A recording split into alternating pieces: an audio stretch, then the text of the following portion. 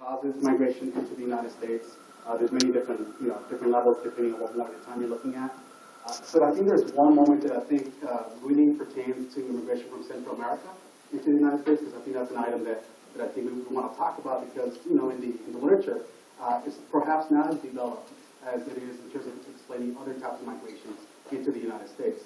And I think to really understand the Central American story, it goes back to the point that you made, and I think a lot of people have been making this point, about the inequality that you see in Latin America.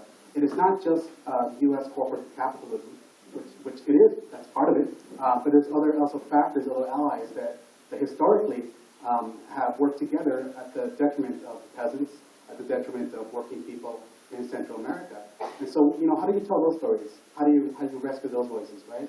So in the late 1970s, in 1979 specifically, in LA, there was only, I think, 29,000, according to the U.S. Census, 29,000 El Salvadorians.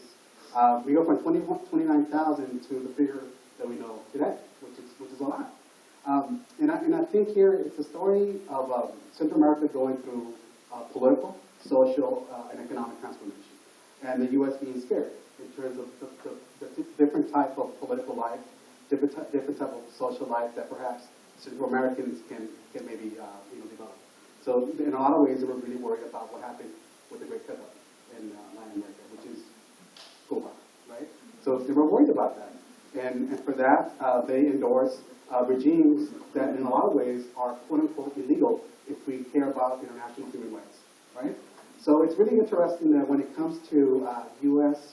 and other type of interests within Latin America, they only benefit a small percentage of people, that they become very critical in terms of how we define illegality. So I think that's really interesting. And I think I guess the question that I want to put down on the table that all of us can perhaps talk about, and I think this is the plática. All of us here are equal. We all are, sharing our stories, sharing our knowledge, and we're growing together.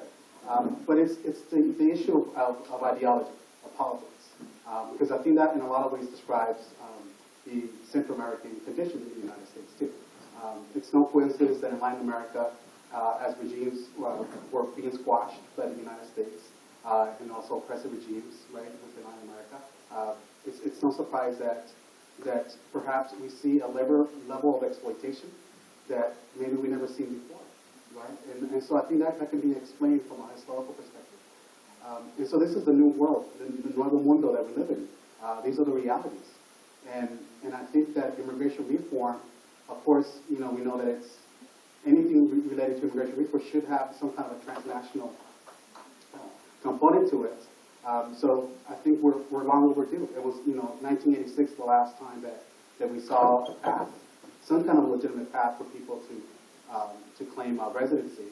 So I think it's long overdue, and I think that if we continue to ask critical questions, engage in a dialogue, and put pressure on our governments, then I think we can begin to influence and develop a new type of immigration, a new type, new way of living. Because I think this idea of illegality also affects not only undocumented people, it affects me. It affects everyone on this panel. Because in a lot of ways, illegality historically has been connected to Latinidad, right? And so I think that's an issue, and that's a problem. So definitely, we have a lot of work to do. But I think just pláticas that we're having is good, and hopefully we can institutionalize pláticas like this, roundtables like this, within the university, so we can continue to grow as a people, as a collective. And at this point, that's pretty much what I wanted to say. And